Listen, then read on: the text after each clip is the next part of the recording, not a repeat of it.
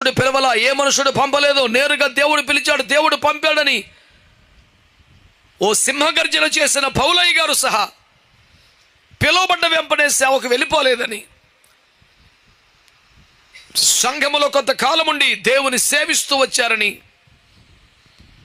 సేవకు పంపబడిన తరువాత కూడా సేవలో వచ్చిన సవాళ్లకు పరిష్కారంగా పౌలంతటి వాడు కూడా పరదేశకు వెళ్ళి సబ్జెక్ట్ నేర్చుకొచ్చినోడు కూడా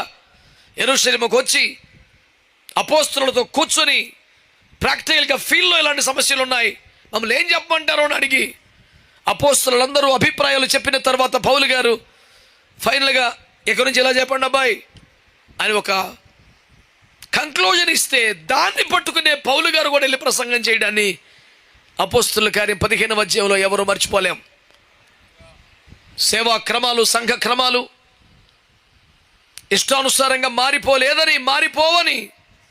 యెహోవా నీ శాస్త్రములు ఎన్నటికీ అట్లుండవలసినదే అని 93వ కీర్తన సిద్ధాంతాన్ని మర్చిపోకూడదని దేవుని సేవకునిగా నేను హెచ్చరిక చేస్తున్నాను.